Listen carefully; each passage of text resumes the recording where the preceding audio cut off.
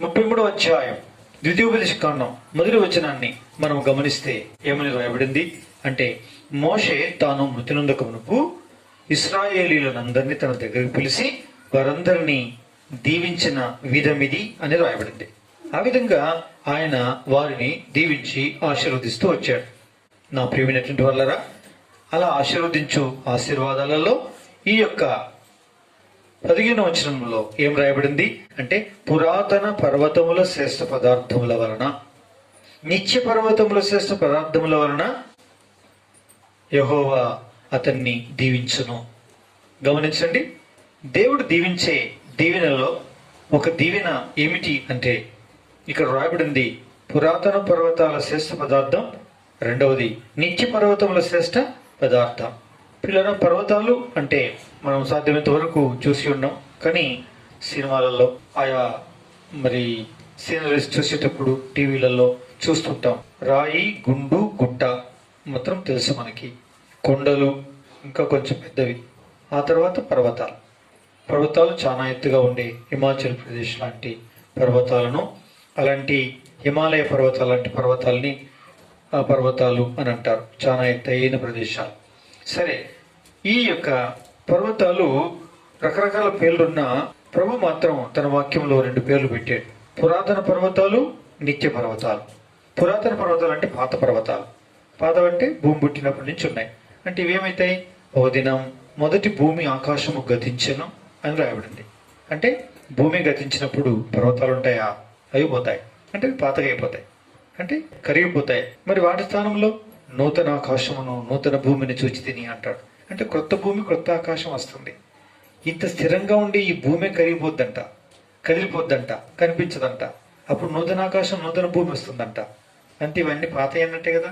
అందుకే పురాతనమైనవి అని రాయబడింది.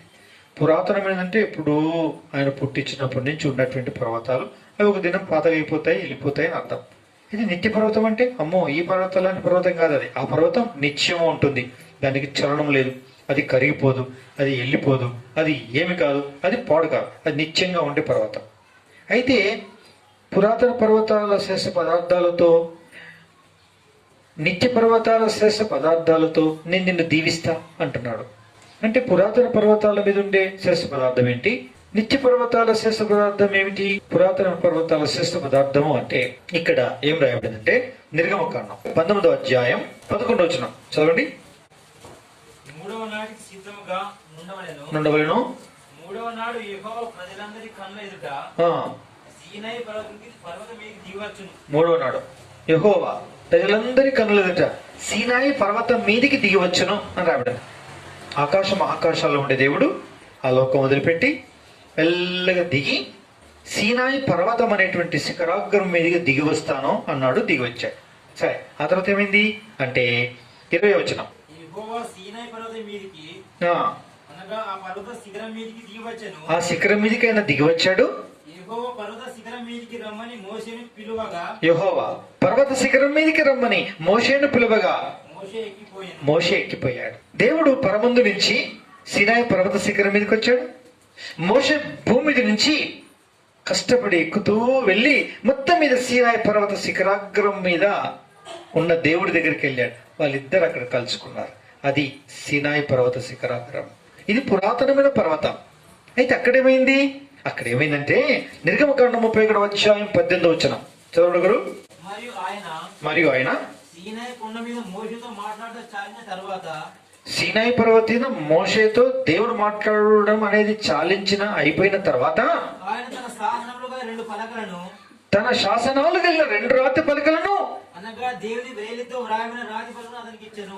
ఆయన వేలితో రాసిన రాతి పలకల్ని మోషేకు ఇచ్చాడు. ఏమైంది అసలు? 32:16. ఆ పలకలు దేవుడు చేసినవి. ఆ పలకల మీద చెక్కబడిన వ్రాత దేవుడి చేయు రాత. ఆ పలకలు దేవుడు చేసినవి. ఆ పలకల మీద రాసిన రాత దేవుడే తన చేతితో రాసిన చేరాత అని రాయబడింది. పిల్లరా, ఈ 40 పగళ్ళు 40 రాత్రులు వీరిద్దరి మధ్య జరిగిన సంభాషణ, ఈ వివరణ సారాంశం అంత అయిపోయిన తర్వాత ఓ మాట అడిగాడు. అవుగాని నేనేదో మొదట చెప్పాను, మోషే ఒకసారి చెప్పు అని అడిగాడు. అడిగితే మనలాగా దిక్కులు చూస్తున్నాడేమో అనుకుంటాను. తర్వాత తల గీక్కుంటున్నట్టున్నాడు, ఏదో ఆలోచిస్తా ఉన్నట్టున్నాడు, ఏదో ఆలోచిస్తున్నాడు, ఏదో ఇలా పెట్టేసేసాడు. ఇవన్నీ సిగ్నల్స్ ఏంటి అంటే, నువ్వు చెప్పినవు కరెక్టే గానీ ఉన్నదంతా మర్చిపోయినా ఏది జ్ఞాపకం లేదు, మళ్ళోసారి చెప్పు నువ్వు అన్నట్టు. ఇక మళ్ళోసారి చెప్పు, నీకు నాకు కదయ్యా, నేను ఈ 40 దినాల యొక్క సారాంశమంతా రాసి నిమిడ్చి పెట్టిన ఒక 10 ఆజ్ఞలున్నాయి. వాటిని నేను చేతితో చేసినటువంటి రాతి పలుకలు, నా చేతితోనే రాసిన వ్రాతతో రాసిన ఈ శాసనాలు అనే ధర్మశాస్త్రం అనేటువంటి ఒక అద్భుతమైనటువంటి దశాజ్ఞలు కలిగిన రాతి పలకల్ని నేను నీకు ఇస్తున్నా, నేను తయారు చేశాను. ఇక వీటిని తలపోసుకొని ధ్యానించుకొని భద్రము చేసుకొని ఇవి బోధించడం యందు, ఇది చదివి ధ్యానించడం యందు, వీటిని జ్ఞాపకం చేసుకొని ఇతరులకు వివరించడం యందు తప్పిపోకు సుమా. ఇది కాలేబు యెహోషువలకు కూడా చెప్పు, అంతేకాదు నీవు దిగిపోయిన తర్వాత ప్రజలందరికీ చెప్పు అని చెప్పి పంపించేశాడు. ఇది పురాతనమైన పర్వతం మీద తయారైన శ్రేష్టమైన పదార్థం. ఈ పదార్థముతో దేవుడు నిన్ను దీవించునుగాక అన్నాడు. అన్నట్టే ఇశ్రాయేలును మాత్రమే కాదు, ఈ భూమి మీద ఉండే ప్రతి జనాంగం, ప్రతి జాతి కూడా అలా దీవించబడింది. ఎలా దీవించబడింది పిల్లరా?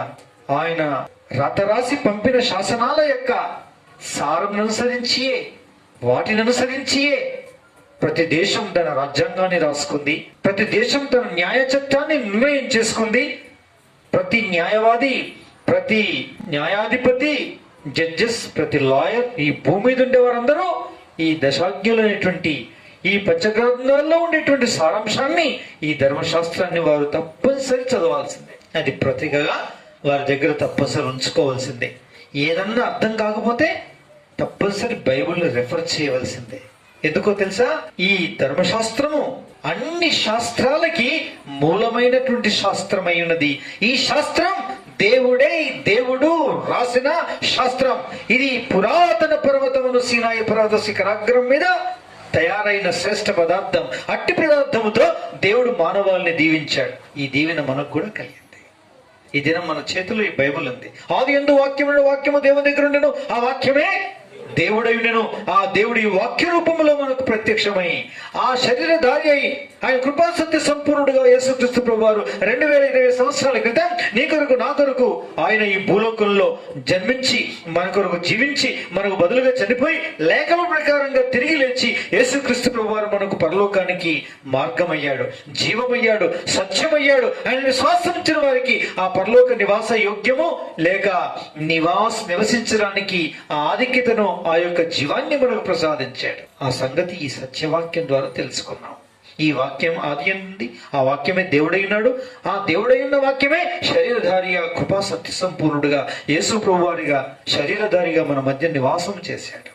చనిపోయాడు, సమాధ్యపడ్డాడు, మళ్ళీ తిరిగి లేచాడు. ఇలా చనిపోయి లేచిన భూలోకంలో ఎవరు కూడా లేరు. యేసుక్రీస్తు ప్రభువారు ఒక్కరే. ఈ సత్యాన్ని బైబిల్ చెప్తుంది. ఈ బైబిల్ దేవుడు రాసింది. ఆ దేవుడు రాసిన పురాతన పర్వతాల మీద రాసిన ఈ బైబిల్ గ్రంథాన్ని మోషేకు మొట్టమొదటిగా ఇచ్చి పంపించాడు. ఆ గ్రంథం ఈ రూపం చేకూర్చబడింది, ఈ విధంగా తయారు చేయబడింది. దీన్ని అనుసరించమని దేవుని యొక్క వాక్యం చెప్తుంది. దీన్ని ఎవరు పఠిస్తారో, దీన్ని ఎవరు ధ్యానిస్తారో, ఎవరు దీని చొప్పున నడుచుకోవడానికి ప్రయత్నం చేస్తారో వాళ్ళని తలగా చేస్తారు కానీ తోకగా వారిని చెయ్యి. అందుకే దీన్ని చదివిన వారు, దీన్ని ధ్యానించిన వారు, దీనిని వంట పట్టించుకున్నవారు, దీని ప్రకారంగా నడుచుకోవడానికి ఉద్దేశించిన వారందరూ కూడా అనేక తెలియని సత్యములను పరిశోధించి శాస్త్రవేత్తలు భూమి మీద ఇంతకు ముందు లేని వాటిని కనుగొని వాటిని వెలికి తీసుకుని వచ్చి ఈ దినం మనకు ఇచ్చారు. ఆ ఇచ్చిందే మన జేబులో ఉండే పెన్ను, మన చేతుల్లో ఉన్నటువంటి ఈ పేపరు, దీని మీద ప్రింట్ చేయబడిన మిషన్ని, మన చేతిలో ఉన్న సెల్ ఫోన్ని, ఈ ఎలుగును చూస్తున్నామే, ఈ ఎలుగును నేను కొంచెం మాట్లాడితే మీకు ఎక్కువ వినబడుతుంది. ఈ యంత్ర సాధనాలని, ఈ శబ్ద సాధనాలని, వీటన్నిటిని కూడా ఈ గ్రంథం చదివిన భక్తులు దైవ గ్రంథం నుండి మర్మాన్ని తెలుసుకొని ఆ ప్రకారంగా ప్రయత్నాలు సాధించి వారు ఇట్లాంటి అధునాతన సాధనాలు ఎన్నో కనుకొని ఈ దినం లోకమంతా ఈ సౌఖ్యాన్ని, ఈ యొక్క సౌకర్యాన్ని పొందడానికి వారు కారకులయ్యారు. కారణం ఏంటో తెలుసా? ప్రతి శాస్త్రవేత్త నూతనమైనది ఎవరైనా ఏదైనా కనుగొన్నారంటే వాడు బైబిల్ చదివిన వాడై ఉంటాడు, వాడు వాక్యమును ఎరిగిన వాడై ఉంటాడు, అట్టి వాక్యమును ధ్యానించిన వాడై ఉంటాడు, అటువాడు అంటాడు, ఇట్టి గ్రంథంలో ఉండే వాక్యమును నన్ను నడిపించింది, ఇది కనుగొనడానికి అని చెప్తాడు. ఈ గ్రంథం అన్నిటికీ మూలం. ఈ గ్రంథం ఆది యందుంది, ఆది యందున్నటువంటి ఈ గ్రంథం దేవుని దగ్గర ఉంది. ఈ గ్రంథం, ఈ వాక్యమే దేవుడైనాడు కాబట్టి ఆయనకు అన్ని తెలుసు. అందుకే అన్ని ఇందులో పొందుపరిచి ఇచ్చాడు. ఇది ధర్మశాస్త్రం. ఈ శ్రేష్టమైన, ఈ పురాతన పర్వతాల మీద తయారైన ఈ శ్రేష్ఠ పదార్థముతో నిన్ను, నన్ను, ఈ సమస్త లోకమంతటిని ఆశీర్వదించాడు. ఆ ఆశీర్వాదం ఈ దినం మనం పొందుతున్నాం. కృతజ్ఞతలు పిల్లలు. ఈ విధంగా దేవుడు అన్నాడు, పురాతన పర్వతాల శ్రేష్ఠ పదార్థముల వలన నేను నిన్ను ఏం చేస్తాను? దీవిస్తాను, నిన్ను ఆశీర్వదిస్తాను అని చెప్పాడు. ఆ రీతిగానే బైబిల్ గ్రంథంలో ఉండే అనేక విషయాల్ని అప్పుడప్పుడు చెబుతూ ఉంటాను నేను. ఒక దొంగల ముఠా ఉంది. ఆ ముఠా వారికి ఏమాత్రం కూడా పోలీసు వారికి అంతి చిక్కట్లేదు. దోపిళ్ళు, దొంగతనాలు జరుగుతున్నాయి. అఘాయిత్యాలు ఎన్నో స్థలాల్లో చేస్తున్నారు. అస్సలు దొరకట్లేదు వారు. ఒక పోలీస్ ఆఫీసర్ని స్పెషల్ పోలీస్ ఆఫీసర్గా బాధ్యతలు అప్పగించి, ఆ ముఠాను నువ్వు పట్టుకునే బాధ్యత నీది, పట్టుకున్న తర్వాత నీకు ఇచ్చే ప్రమోషన్ ఇది, దీనికి ఎవరు వస్తారు అని అంటే ఎవరు రాలేదు. ఒక ఆయన సెలెక్ట్ చేసి నువ్వు తీసుకోవాలి బాధ్యత అన్నారు. తీసుకున్నాడు. అదో పెద్ద తలకాయ నొప్పి. చిక్కితే దొరకరు, దొరికితే చిక్కరు. అమ్మ బాబోయ్, తిప్పలు పెట్టి 3 చెవుల నీళ్ళు లాగిస్తున్నారు. వాళ్ళు ఎట్లా పట్టుకొని అర్థం కావట్లేదు. ఈ పోలీస్ ఆఫీసర్ ఏమో ప్రభు నమ్మినోడు, మంచోడు, నమ్మకస్తుడు. ప్రభు నమ్మినోడు, మంచోళ్ళు, నమ్మకస్తులని మొండి అన్ని తగలబెడతారు. ఎందుకంటే మంచి మంచి అని వాళ్ళు చూసుకుంటారు, పైపైన వచ్చేటి అన్ని వాళ్ళు చూసుకుంటారు. మొండి ఏవైతే ఉంటాయో అవి ఇక ప్రభుని నమ్మినటువంటి వాళ్ళకు తగలబెడతారు అన్నట్టు. అలాగే తగలబెట్టారు. సరే, దేవుడిచ్చిన ఆధిక్యత ఇది అని పోతా ఉన్నాడు, చదువుతా ఉన్నాడు. అయిపోయింది అంతా. సరే, అయిపోయిన తర్వాత ఇంకా ఏమైందంటే, ఒక తన పక్కా ఇన్ఫర్మేషన్ వచ్చింది. పరుగున పరిగెత్తారు. తనకిచ్చిన దళాలను తీసుకొని వెళ్ళిపోయినాడు. ఏమి లేదు. అక్కడ ఒక గాడిది మాత్రం, ఇక్కడికి గాడి పడింది, గాడి గీడెందుకుంది అని అనుకుంటారా అనే ఆలోచన వస్తుందా? కుక్క నక్కతో సమానం అది కూడా. అందుకే అని వెళ్ళిపోయాడు. అంటే అందరు చూసుకుంటా అన్ని చూసి ఆధారాలు ఏం దొరకలేదు, ఏం కాలేదు, వాడు ఎవడు లేడు, అయిపోయింది.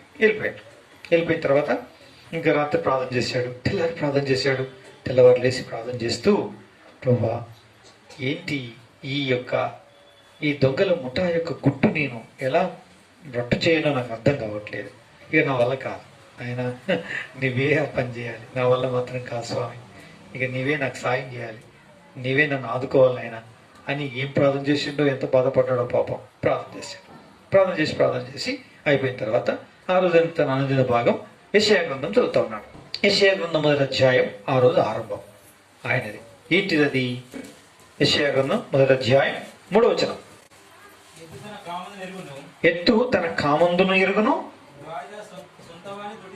గాడిద సొంతవాని దొడ్డి తెలుసుకును, తెలివి లేదు అని అనుకుంటూ చదివాడు.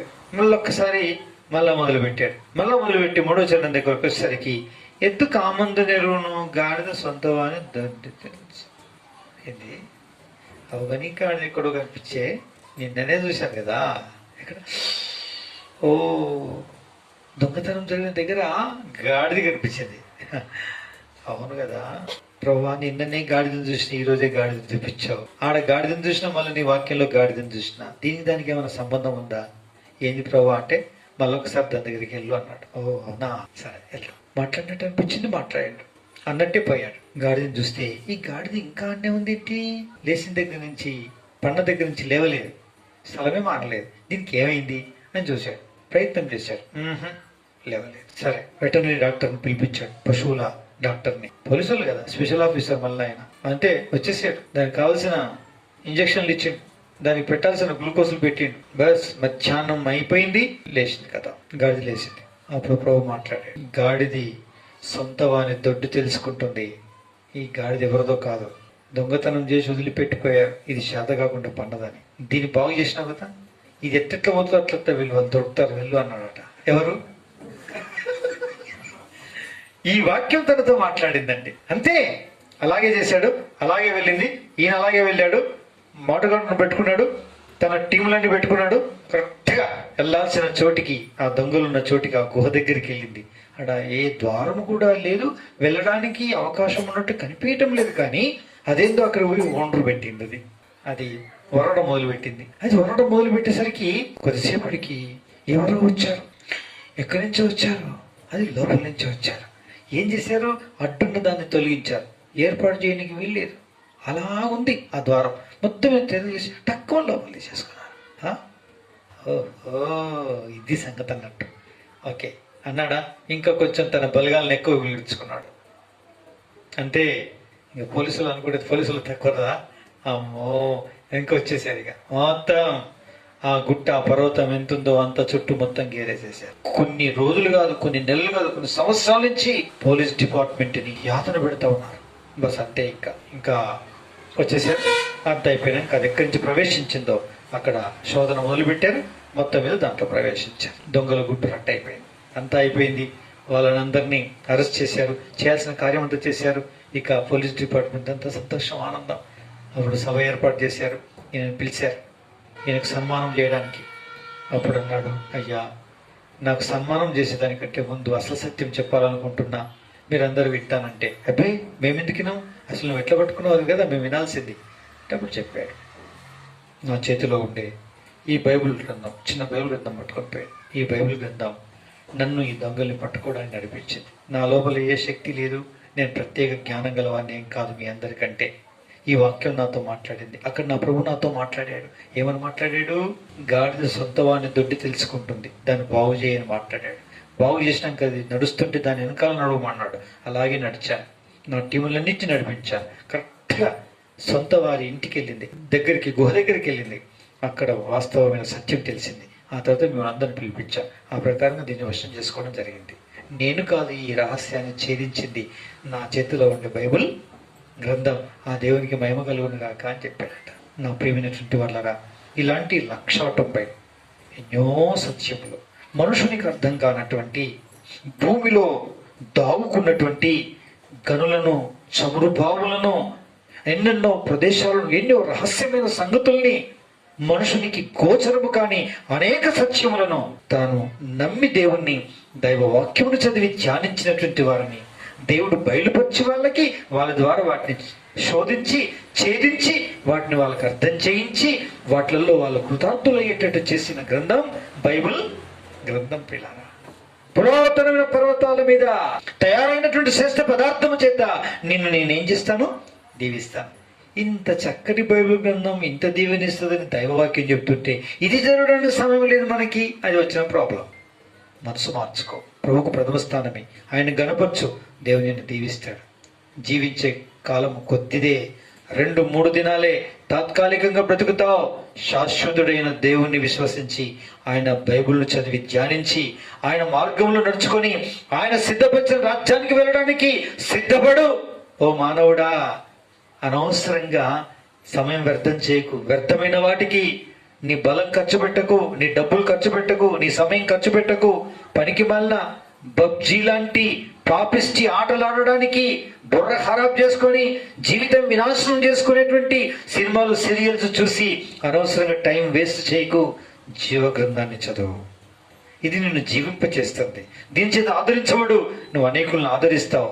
దీని చేత నీ కన్నీరు తుడవని, నీవు అనేకుల కన్నీరు తుడుస్తావు. నేను దీవించి ఆశీర్వదిస్తాడు. అది ఈ గ్రంథములో ఉండే ఆశీర్వాదం.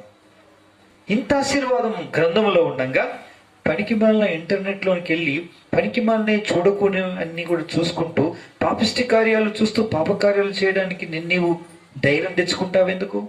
శాపగ్రస్తుడివి కావడానికి, శాపగ్రస్తురాలు కావడానికి వద్దు. నీ దైవం చదవ. దేవుడు నేనేం చేస్తాను? నిండుగా దీవిస్తాడు, నేను ఆశీర్వదిస్తాడు. చిన్నపిల్లలకి, యవనస్తులైన సోదరి సోదరులకి అందరికీ చెప్పేటువంటి దేవుని వాక్యం ఏంటంటే, నన్ను గణపరచండి, నేను మిమ్మల్ని గణపరుస్తాను. ఎవరిట్టి వాక్యమును చదివి ధ్యానించి దాన్ని గణపరచుదరో వారిని దేవుడు ఏం చేస్తాడు? దీవించి ఆశీర్వదిస్తాడు, వారిని గణపరుస్తాడు దేవుడు.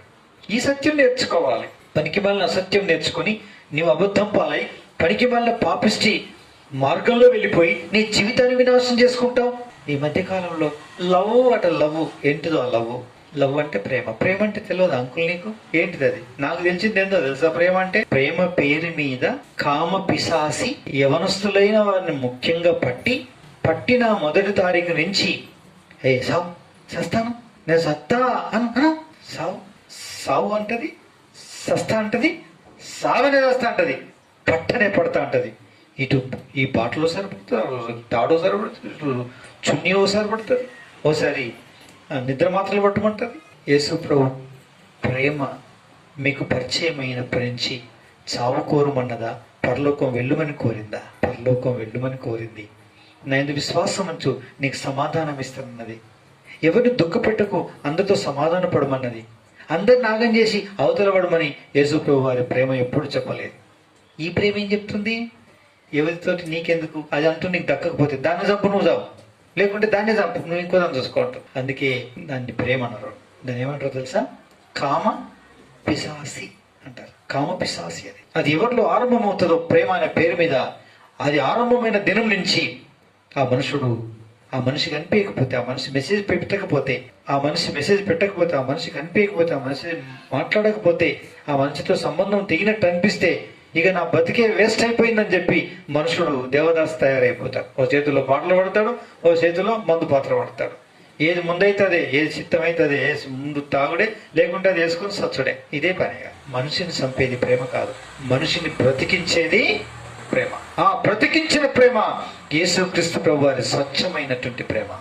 ఆ ప్రేమ నిన్ను బ్రతికిస్తుంది, నీ కుటుంబాన్ని బ్రతికిస్తుంది, నీ యొక్క అనునాయులను బ్రతికిస్తుంది, నీకున్న వారందరిని బ్రతికిస్తుంది, నిన్ను బ్రతికించి నిన్ను జీవంలోనికి నడిపిస్తుంది, నీ ద్వారా నీ ఇంటి వారందరినీ జీవంలోనికి నడిపిస్తుంది. ఇది నిజమైన ప్రేమ, ఇది దైవ ప్రేమ, ఇది కలంకం లేని ప్రేమ, ఇది పాపరహితమైన ప్రేమ, అది పాపముతో కూడిన ప్రేమ. ఇది ఆశీర్వాదం సమకూరుస్తుంది. అది కాదు, అది వినాశనాన్ని కలిగిస్తుంది. సావు అని కొడుతుంది, స్వస్థం అంటావు, నువ్వు బెదిరిస్తావు, ఎవరినంటే వాళ్ళు బెదిరిస్తావు. కారణం అది పిశాసి, అది ప్రేమ కాదు, అది పిశాసి. అది అలాంటి దాని ఊరిలో ఎవరైనా చిక్కుకుంటే ఈ దినం యేసు నామం పేరిట చిన్న ప్రార్థన చేయి, ప్రభువా నన్ను క్షమించు, ప్రేమ అనుకొని మోసపోయాను, ఇది పిశాసి తండ్రి, అందుకే నన్ను చావమంటుంది, చావుకోరమంటుంది, చావడానికి అందుకే నేను ప్రయత్నం చేస్తున్నా. నిరాశ, విసుగు, విరక్తి ఎక్కువైపోతుంది రోజు రోజుకి. కానీ కల్వరి సిల్వ ప్రేమ అలా చేయలేదు. నా తండ్రి, నీ రక్తంతో నా పాపం కడుగుమని ఒక చిన్న ప్రార్థన చేస్తే ప్రభు రక్తం నీ పాపాన్ని కడుగుతుంది, నేను పవిత్రపరుస్తుంది, నిన్ను మరణములోనికి జీవములోనికి, మరణములో నుండి జీవములోనికి దాటిస్తుంది. ఇది దేవుని ప్రేమ, ఇది శాశ్వతమైన ప్రేమ. నిన్ను బ్రతికించి నీ ద్వారా అనేకులు బ్రతికింపజేసే ప్రేమ. ఇది దేవుని యొక్క ప్రేమ, ఇది నిష్కలంకమైన ప్రేమ, ఇది నిర్దోషమైనటువంటి ప్రేమ, ఇది నిస్వార్థమైన ప్రేమ. ఈ ప్రేమకు ప్రేమ అని పెట్టిండ్రు కాబట్టి సరిపోయింది. కానీ గదానికి ఎవడు పెట్టాడు? దయ్యం దానికి పూత ఊసి పేరు పెట్టాడు. అది పిశాసి, అది కామ పిశాసి. మనుషుల్ని ప్రాణముతోటే గొంతు నులిపి చంపేటువంటి 2 అక్షరాల పదం, అది విషపు పైశాసిక పిశాసి యొక్క, కామ పిశాసి యొక్క అర్థం అది. అందుకే అది ప్రేమ కాదు. దాని వలలో ఎవరైనా పడి ఉన్నారా? దాని ఊర్లలో ఎవరైనా చిక్కుకున్నారా? ఈ దినం చిన్న ప్రార్థన చేయండి. ప్రభువా నన్ను విడిపించు తండ్రి, నన్ను క్షమించండి ప్రభువా, నీ రక్తంతో నన్ను కడగద్దు తండ్రి, నన్ను పవిత్రపరచండి ప్రభువా అని చిన్న ప్రార్థన చేస్తే మిమ్మల్ని విడిపించి, మిమ్మల్ని కాపాడి, మిమ్మల్ని భద్రపరుస్తాడు. అప్పుడు మీరు ఆయనకి ఇష్టమైన వాళ్ళు అవుతారు. ఇది దేవుని యొక్క ప్రేమ. అందుకే దైవ గ్రంథాన్ని ఏం చేయాలి? చదువుకోవాలి. అట్టి ప్రేమను ఈ గ్రంథం ఏం చేస్తుంది? మనకి తెలియచేస్తుంది, బయలుపరుస్తుంది. ఆ విధంగా విడుదల పొందుతాం. అంతేకాకుండా దేవుని చేత ఏం చేయబడతాం? మనం హెచ్చింపబడి ఆశీర్వదింపబడతాం. ఇది దైవ గ్రంథం ఇచ్చే ఆశీర్వాదం. ఇది పురాతన పర్వతం మీద తయారైన శ్రేష్ఠ పదార్థము ప్రియులారా. ఇక 2వ పర్వతం ఏంటిది? చూడండి, నిత్య పర్వతం. ఏం పర్వతం అండి? నిత్య పర్వతం. నిత్య పర్వతం అంటే అర్థం ఏంటి? భూమి మీద ఉండే పర్వతం కాదు ఇది. భూమి మీద ఉండే పర్వతం అయితే భూమి పాడైపోయినప్పుడు, భూమి పాతగిలినప్పుడు ఈ భూమి మీద ఉండే పర్వతం కూడా పాతగిలి పాడైపోయి కరిగి మహావేంద్రముతో దాని స్థానాన్ని కోల్పోతుంది. అలాంటప్పుడు నిత్య పర్వతం ఎట్లయితుంది? నిత్య పర్వతం అంటే నిత్యము ఉండే పర్వతం, నశించనిది అని అర్థం. నశించనిది అని అర్థం. మరి నశించని పర్వతం ఎక్కడ ఉంటుంది? ఆ పర్వతం యొక్క శ్రేష్ఠ పదార్థము చేత నిన్ను నేను దీవిస్తాను అన్నాడు. ఇది ఎక్కడుందండి? ఈ పర్వతం ఎక్కడుంది? ఇది ఎక్కడుంది? ప్రియమైన వాళ్ళారా, యెహెజ్కేలు గ్రంథం 28వ అధ్యాయం 14 వచ్చిన చదవండి. అభిషేకము నొందిన కెరూబువై ఒక ఆశ్రయంగా నీ ఉంటివి, అందుకే నిన్ను నేను నియమించితిని. దేవునికి ప్రతిష్ఠితమైన పర్వతం మీద నీ ఉంటివి, కాలుచున్న రాళ్ల మధ్య నీవు సంచరించుచుంటివి. చా, ఇక్కడ ఒక పర్వతం పేరుందండి. అదేం పర్వతమో తెలుసా? దేవునికి ప్రతిష్ఠింపబడిన పర్వతం. అంటే దేవునికి మాత్రమే ప్రతిష్ఠింపబడినది. ఆయన్ని అధిష్టానం వహిస్తాడు, ఆయన్ని అధిరోహిస్తాడు, ఆయన్ని తన సెలవు చొప్పున ఆయన కృతజ్ఞత, స్తుతి, ఆరాధన అనేటువంటి వాటిని అంతటిని పొందడానికి అర్హుడై ఉండి ఆయన మాత్రమే ఎక్కగలిగిన, ఆయన ఒక్కడికి మాత్రమే అర్హత కలిగిన ఒక పర్వతం ఉంది. అది దేవునికి ప్రతిష్ఠితమైనటువంటి పర్వతం. అది దేవుని పర్వతం. అది భూమి మీద ఉండే పర్వతం కాదు. ఈ వాక్యం ఎవరికి చెప్పిందంటే అభిషేకింపబడిన కెరూబుతో అంటుంది. అభిషేకింపబడిన కెరూబు అంటే ఎవరు అంటే తను తాను హెచ్చించుకోవడానికి ప్రయత్నం చేసినటువంటి ఆ యొక్క పడిపోయిన దూతైనటువంటి అపవాది సాతాను అని అనబడినటువంటి వాడు పడిపోకముందు, ఇట్టి దుష్టాలోచన రాకముందు, ఆ నియమింపబడిన దినం మొదలుకొని అతనిలో పాపం కనబడేంత వరకు ఆ పర్వతం మీద దేవునితో కూడా, దేవునికి ప్రతిష్ఠింపబడిన పర్వతం మీద ఉన్నటువంటి వాడు. ఈ పర్వతం మీద దేవునితో పాటు ఉండినటువంటి అభిషేకింపబడిన కెరూబు అనేటువంటి ఈ లూసిఫర్ ఉండేవాడు. ఎప్పుడైతే తనలో పాపం కనిపించిందో అప్పుడు దేవుడు తన ఉగ్రత చేత, తన తీక్షణాగ్ని చేత తనని కాల్చగా అతను నల్లపరచబడి, ఓడించబడి ఆ పరమందు నుంచి త్రోసివేయబడ్డాడు. అతని అనుసరులందరూ త్రోసివేయబడ్డారు. వారే సైతాన్ సంబంధించినటువంటి అపవాది యొక్క శక్తులన్నీ పడిపోయినాయి, భూమి మీదకి త్రోసివేయబడ్డాయి. సరే, ఆ సంగతి, ఆ చరిత్ర మనకు అవసరం లేదు. మనకి ఇప్పుడు అవసరం ఏంటంటే ఇది నిత్య పర్వతాల్లో ఒక పర్వతం పిల్లారైంది. అది దేవుని ప్రతిష్ఠిత పర్వతం. అయితే దేవుని ప్రతిష్ఠిత పర్వతం అనే ఈ నిత్య పర్వతం యొక్క శ్రేష్ఠ ప్రారంభం వల్ల నేను నిన్ను దీవిస్తాను అన్నాడు. మన మానవాళ్ళని ఏం చేశారంట? నిత్య పర్వతం అని అర్థం ఇచ్చే, నిత్య పర్వతము అనబడేటువంటి పర్వతాల్లో ఒక పర్వతమైన ఆ దేవుని ప్రతిష్ఠిత పర్వతం మీద నుంచి శ్రేష్ఠ పదార్థము చేత నిన్ను దీవిస్తాను అనుంది వాక్యంలో. అదేంటండి, ఇది నిత్య పర్వతం. ఇది ఈ నిత్య పర్వతాల్లో ఒక పర్వతం. ఇంకో పర్వతం చూడండి, యెషయా 14:11-12. తేజో నక్షత్రమా, వేకువ చుక్క, నీవెట్లు ఆకాశం నుండి పడితివి, నేల మట్టు వరకు ఎట్లు నరకబడితివి, నేను ఆకాశమునకు ఎక్కిపోయేదను, దేవుని నక్షత్రాలకు పైగా నా సింహాసనము హెచ్చింతును, ఉత్తర దిక్కునున్న సభాపర్వతం మీద కూర్చుందును, మేఘ మండలం మీదకి ఎక్కుదును, నీవు మనస్సులో అనుకుంటివి కదా. అందుకే నీవు పాతాళమునకు నరకబడి ఒక మూలకు త్రోయబడితివి. ఇది సంగతి. అట్లనుకున్నటువంటి ఆ తేజో నక్షత్రం, ఆ లూసిఫర్, ఆ ప్రధాన దూతల్లో దూత అయినటువంటి లూసిఫర్ అనేటువంటి ఈ ప్రధాన దూత అపవాదిగా మార్చబడక ముందు, దేవుని చేత ఓడించబడి వినాశనము కాకముందు, ఆ పరమందు నుంచి త్రోసివేయబడి పాతాళములో పడి ఒక మూలకు త్రోసివేయబడినటువంటి అపవాది ఈ విధంగా కాకముందు అక్కడున్నాడు. ఇది అపవాది యొక్క పుట్టు పూర్వోత్తరాల, వీని యొక్క ఉపోద్గతం ప్రియులారా. దీంతో మనకు అవసరం లేదు, కానీ మనకు కావాల్సింది పర్వతం. ఇక్కడ ఒక పర్వతం ఉంది. ఆ పర్వతానికి పేరేంటి అంటే ఉత్తర దిక్కుననున్న సభాపర్వతం. ఏ పర్వతం? సభాపర్వతం. అర్థం చేసుకోండి, సభాపర్వతం. సభాపర్వతం అనేటువంటి ఆ పర్వతం మీద అంటే దేవుడు ఏం చేయవాడైనాడు? ప్రతిష్ఠిత పర్వతం అనబడేటువంటి ప్రదేశంలో ఆరాధింపబడువాడు, స్తుతింపబడువాడు, కొనియాడబడువాడు, సాగిలబడి నమస్కరింపబడువాడు, అందరి చేత స్తుతులందదగినటువంటి వాడు కేవలం ఆ దేవుని ప్రతిష్ఠిత పర్వతం మీద అని మనకు అర్థమవుతుంది. ఈ సభాపర్వతం మీద ఏమవుతుంది అంటే మానవాళి యొక్క మంచి చెడులను విచారించుచు పరమందు కొన్ని నిర్ణయములు నిర్ణయించేటువంటి ఒక సభ అప్పుడప్పుడు ఆయన అవసరాన్ని బట్టి ఏర్పాటు చేస్తూ ఉంటాడు.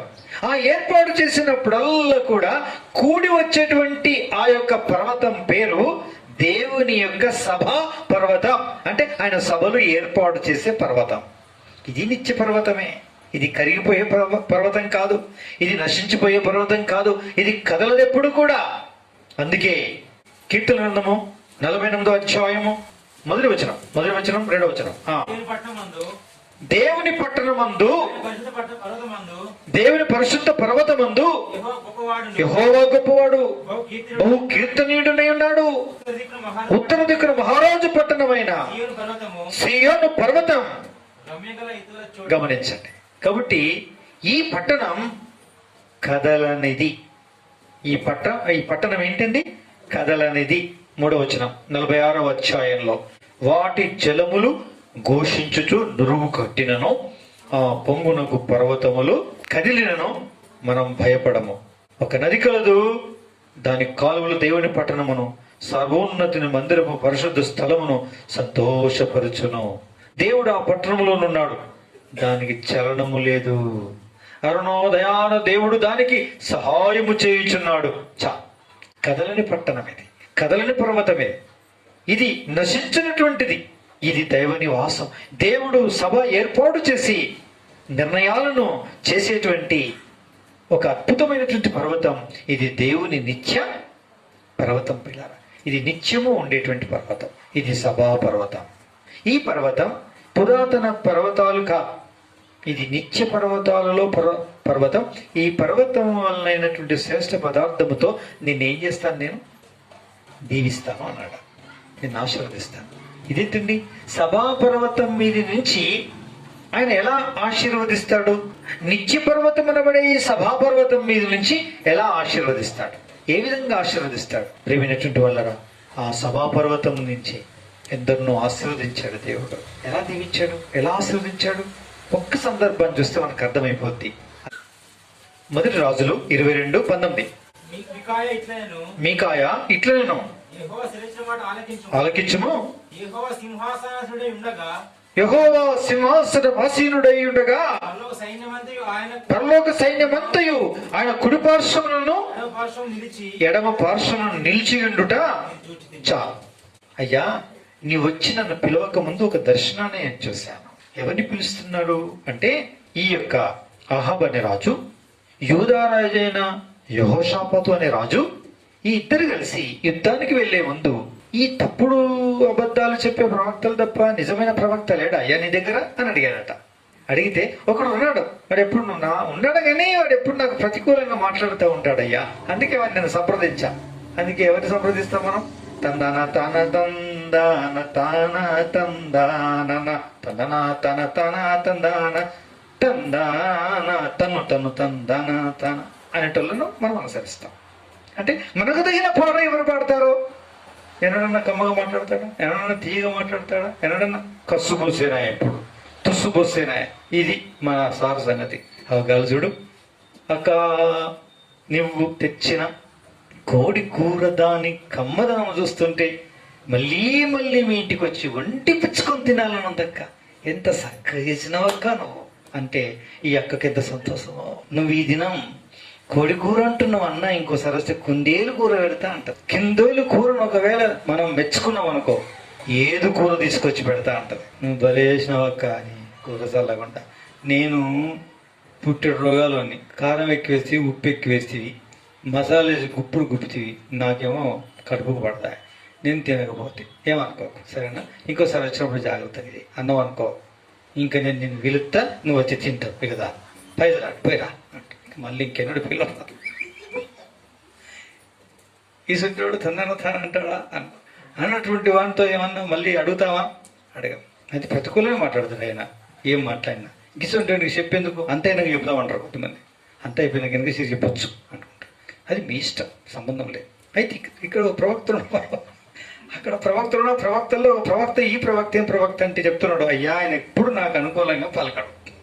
అది వచ్చిన ప్రాబ్లం. అందుకే నాకు తగినట్టు మాట్లాడతారు చూడు. ఇగో వీళ్ళు 400 మంది 500 మంది వీళ్ళు ఏ క్షణమైనా హుజూర్ అంటారు, నా దగ్గర వచ్చి వాళ్తారయ్యా, వీళ్ళు మనం చెప్పినట్టు వినేటోళ్ళు అని చెప్పాడు. అయ్యా నాకు అనిపిస్తుంది ఇలా చూస్తే నువ్వెత్తును వాళ్ళెత్తే వాళ్ళెత్తును నువ్వు అట్టే మంచిగుందని అనుకున్నట్టు లోపల. ఇంకెవరైనా ఉన్నారంటారు కదా, ఆయన పిలిపి అన్నాడంట. ఆయన పిలిపించాడు. వాడు పోయేటోడు చెప్పిండు ఆల్రెడీ. ఏమన్నాడు? అయ్యా, అందరు అనుకూలంగా ఆడ మాట్లాడుతున్నారు, అవి చదవడానికి సమయం లేదు, 11వ వచనంలో ఉంది. అనుకూలంగా మాట్లాడుతున్నారు, వాళ్ళతో కూడా నీ మాట అనుకూలపరిచి మాట్లాడు, ఓకేనా అని చెప్పాడు. సరే సరే అని వచ్చాడు. వచ్చిన తర్వాత చెప్పాడు, అయ్యా చెప్పి ఏమైందంటే, అందరు చెప్పినట్టు నేను చెప్పా, అందరు వమ్మంటుండే నేను యుద్ధానికి పోతే సస్తా, జాగ్రత్త, అది నన్ను చెప్పన్నాడు దేవుడు. అది ఎప్పుడు అంటే, మీరెవరైతే దాసుని పంపించారో పంపించక ముందే 19వ వచనంలో, యెహోవా సెలవిచ్చిన మాట ఆలకించుము, యెహోవా సింహాసనాసీనుడై ఉండగా పరలోక సైన్యమంతయు ఆ సభా పర్వతం మీద కుడి పార్శ్వమును ఎడమ పార్శ్వమును నిలిచి ఉండగా యెహోవా నాకిలాగు సెలవిచ్చెను, గొర్రెలు కాపరి లేని గొర్రెల వారు చెదిరి ఉన్నారు ఈ మనుషులు, ఈ దినం వెళ్ళకపోవడం మంచిది ఆ యుద్ధానికి అని చెప్పమన్నాడు. చూసినావే? అనలే అన్ని సిద్ధం చేసుకుందామా? చూడు ఎట్లా మాట్లాడతారు. చూడు, నువ్వు తెప్పించిన ప్రవక్త ఇట్లా అంటే నువ్వేమన్నా అన్నావా అన్నట్టే అంటుండా లేదా? ఇంకా నీ ఇష్టం, ఏమైనా చేసుకో స్వరూపురం అంటే, అయ్యా మీ ఇష్టం, మీరేమన్నా చేసుకున్నా సంబంధం లేదు అని చెప్పేసి వెళ్ళిపోయాడు. వాడిని కొట్టినారు, వాడిని తీసుకోవాలి బంధించినారు. ఒకటి తెచ్చినాడు, ఏవాడరా ఎక్కడి నుంచి వచ్చింది ఆత్మ, కొట్టుడు కొట్టి ఇప్పుడు నిన్ను కొట్టమని నన్ను ప్రేరేపించిన ఆత్మ ఎక్కడి నుంచిందో చెప్పంటే, శత్రువు వచ్చి నిన్ను దంచినప్పుడు నువ్వు దాక్కుంటావు చూడు, అప్పుడు అర్థమవుతుంది ఏ ఆత్మ వచ్చి ఎక్కడి నుంచి వచ్చిందో తెలుసుకో అని చెప్పాడు. అన్నట్టే వీడు పోయిన వాడు వీడు పోయి అందరూ పోయాడు. కథ అవుట్ మొత్తం. ప్రియమైనటువంటి వాళ్ళరా, ఎక్కడ అంటే సభాపర్వతం మీద ఆయన సభను ఏర్పాటు చేసి ఆ సభలో ఇలా అన్నాడట, ఈ సందర్భంలో నాకు విరుద్ధమైన ఈ రాజున్నాడే అహబు, వీడి వినాశనం కావడానికి ఎవరు వెళ్తారో చెప్పండి అని అడిగారట. ఒకరిట్లా అని అంటే, ఒకరన్నారంట, నేను అబద్ధమాడే ఆత్మగా వారి ప్రవక్తల నోట ఉంటాను, ఏమంటారు చెప్పండి అని అంటే, నువ్వు సరిగ్గా సరిపోతావు వెళ్ళు అని చెప్పాడట. ఆ సభలో ఏర్పాటు చేశాడు. అదే ప్రకారం వచ్చాడు, అబద్ధ ప్రవక్తగా అబద్ధపు ఆత్మగా వారి నొల్లల్లో ఉన్నాడు, అబద్ధాల మాటలు విన్నాడు, అబద్ధాల ప్రకారం వెళ్ళాడు, బ్రతుకును బంధురం చేసుకున్నాడు, మళ్ళీ తిరిగి ఇంటికి రాలేదు. సరే, ఇది ఏమైంది అనే సంగతి మనకు అవసరం లేదు. ప్రతి మన జీవితంలోని చర్య సభా పర్వతం మీద నిర్ణయించబడుతుంది. నువ్వు నీతిమంతురాలవా, నువ్వు యథార్థపరుడవా, ఆయన అనుసరిస్తావా, ఆయన విషయంలో ప్రార్థన చేస్తావా, ఆయనకు ప్రథమ స్థానం ఇస్తావా, ఆయన నువ్వు ఘనపరుస్తావా, నీకు అనుకూలమైన విధంలో నీకు సహాయం చేసి ఆత్మని దూతని నీకు తెలియకుండా నీ పక్షాన పంపించి నీ కార్యమును నెరవేర్పును కలుగచేసి నీ పక్షాన జరిగే కార్యం జరిగేంత వరకు ఆయన నీతో ఉండి, నీలో ఉండి, నీ ముందుండి, నీ వెనుకుండి, నిన్ను దరిచేర్చి నిన్ను నీకు విజయం ఆపాదింపజేసిన తర్వాత పని ముగించుకొని వెళ్ళిపోతాడు. ఇది సభాపర్వతం మీద అనగా నిత్య పర్వతం మీద తయారైన శ్రేష్ఠ పదార్థముతో ఒక భక్తుణ్ణి దీవించే విధానం, ప్రియులారా, ఆదుకునే విధానం, సహాయం చేసే విధానం, పంటను పాడిన వారికి కలిగిన సమస్తమును కూడా కాపాడి కనికరించి కృప చూపించి దరిచేర్చి కొట్టులో చేర్చి గమ్యము చేరేంత వరకు పూచి వహించి సహాయం చేసి నిర్ణయం చేసే నిత్య పర్వతం అదే సభా పర్వతం. ఆ పర్వతం మీద నిర్ణయించబడి నీకు సహాయకరంగా పంపబడతారు. ఆ ప్రకారంగా దేవుడు తన కార్యాలు ఏం చేస్తాడు చేసి ఆ సభ పర్వతం మీద నిర్ణయం చేసి ఆ చొప్పున నీకు సహాయం చేసి దాని కొరకు ఏం చేస్తాడు? ఆయన తన ఆత్మను పంపిస్తాడు, లేక తన దూతను పంపిస్తాడు.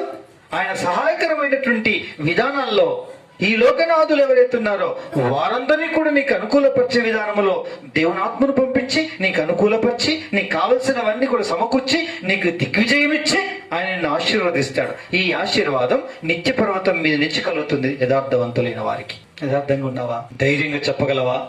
నేను నీతిమంతుణ్ణి, నీతే నాలో నివాసం చేస్తుంది, నేను నీతి కలిగిన ఆత్మను దుఃఖపరచటం లేదు. ముళ్ళు గుచ్చినట్టు ఏదో అపకారమును అపశబ్దాన్ని చూడకూడంది, మాట్లాడకూడంది, అనుసరించకూడంది, అనుసరించి ప్రవర్తించి ఆయన ఆత్మను నేను దుఃఖపరచటం లేదు అని చెప్పగలిగే ధైర్యం నీలో ఉందా? అయినట్లయితే నీ పక్షాన సభా పర్వతం మీద నీకు అనుకూలమైన విధానంలో కార్యాలు జరగడం కొరకే తీర్మానం చేయబడి ఆ నిత్య పర్వతం మీద నుంచి దేవుడు నిన్ను దీవించి ఆశీర్వదిస్తాడు, నిన్ను ఆదుకుంటాడు.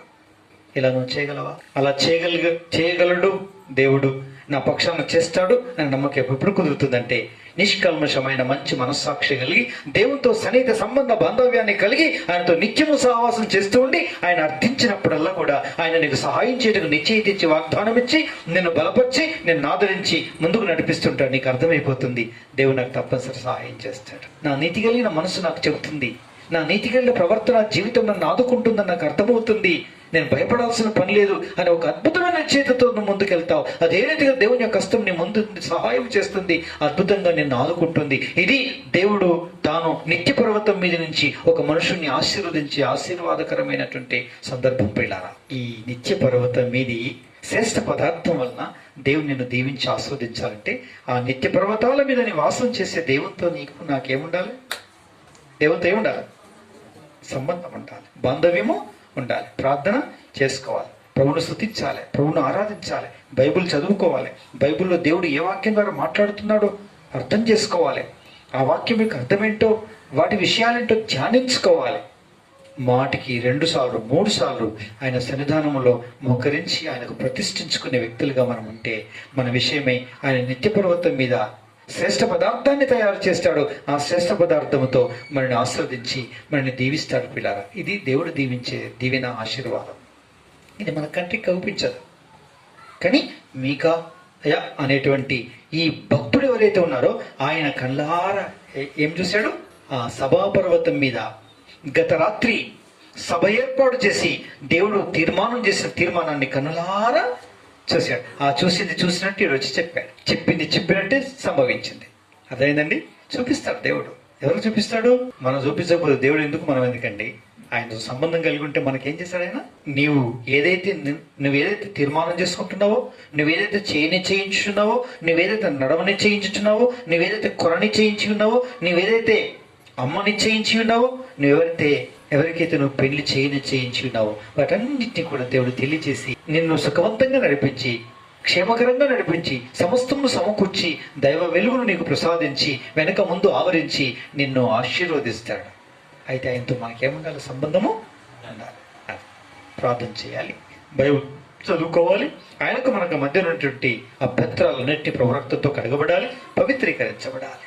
ఇది మనం కలిగి ఉండాల్సింది. అప్పుడు నిత్య పర్వతాల యొక్క ఆశీర్వాదమును కనులారా మనం చూస్తాం. అద్భుతమైన దేవుని ఆశీర్వాదం చూస్తాం. అట్లాంటి భక్తులు బైబిల్ గ్రంథంలో చాలా మంది ఉన్నారు. యెహోషాపాతుకు తెలుసు, యెహోషాపాతు అందుకే అన్నాడు, ఇంకెవరైనా ఉన్నారా అని అడిగాడు. ఎందుకో తెలుసా? ఆయన ఒకసారి వెళ్ళాడు యుద్ధానికి వెళ్ళలే, తన మీదకి దండయాత్ర చేయడానికి 3 వచ్చారు. విచారణ చేశాడు, ప్రభువుకు నిశ్చయిత ఇచ్చాడు, అందరినీ సమకూర్చాడు. స్తుతించి ఆరాధించడానికి మొదటి వరుసలో లేవీయులను పెట్టాడు. సితారాలు వాయించేవారిని, వాయిద్యాలు వాయించేవారని, పాటలు పాడేవారని, దేవుడి కృప నిరంతరం ఉండునని గాయకులు పెట్టాడు. మీరు ముందు వెళ్ళండి. ఇవన్నీ ఎందుకో తెలుసా? శత్రువు కొరకు కాదు, మీకంటే ముందు వెళ్తున్న దేవుని నిమిత్తం ఈ స్తుతి గీతములతో మీరు ముందుకు వెళ్ళండి అని చెప్పాడు. అదే ప్రకారం నిర్ణయించి పంపించాడు. వీళ్ళు పాడుతూనే ఉన్నారో జరగాల్సిన యుద్ధం జరుగుతూనే ఉంది. ఎనుకోలు వెనకనే ఉన్నారు, ఆ ఎనుకోలు ఇంకా వెనకనే ఉన్నారు. ఈ ముంగటోళ్ళు అసలు కదలలేదు, ఎవరు ఖడ్గం తీయలేదు, కత్తి దుయ్యలేదు. ఇదేంటి? యుద్ధం జరుగుతుంటే రక్తపాతం ప్రవహిస్తుంది, ఇదేంటి అని అంటే దేవుడు తాను పెట్టిన మాటుగండ్రతో శత్రువుని హతమార్చేశాడు. వీళ్ళు పాటలు ముగించేసరికి కథమైపోయింది.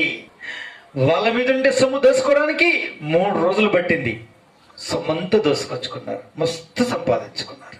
వీళ్ళు వెళ్ళలేదు, ప్రయాసపడలేదు, ఏం చేయలేదు. దీని అంతటి యెహోషాపాతు చూశాడు. ఇది తెలుసు ఆయనకి. అందుకే అసలు చూసేవాడు ఎవరైనా ఉంటే వాడిని పిలిపి అని అడిగాడు. వీళ్ళంతా పిసలు, వీళ్ళు అసలు కాదు. పిలువు అంటే మీకాయా వచ్చాడు, చూసింది చెప్పాడు, ఆ సభా పర్వతం మీద జరిగిన సంగతి అంతా చెప్పాడు. విన్నారా? వినలేదు. ఎందుకంటే అంత సిద్ధం చేసుకున్నారు కదా, అంత సిద్ధం చేసుకున్నాం. మనం కూడా అంత సిద్ధం చేసుకుంటాం. అంత సిద్ధం చేసుకుంటే ఎవడు అందుకే అంత సిద్ధం చేసుకోకూడదు. అంత సిద్ధం చేసుకోకూడదు. ముందే దేవుని సంఘంలో కనిపెట్టాలి, దేవుని సేవకులు తెలియజేయాలి, దేవుని సంఘానికి తెలియజేయాలి, ప్రార్థన చేయమని ప్రార్థన కోరాలి. వాళ్ళు ప్రార్థన చేస్తారు. అప్పుడు అంతలోపుగా నీకు కూడా సమాధానం వస్తుంది, నీకు కూడా సమాధానం అధికమవుతుంది.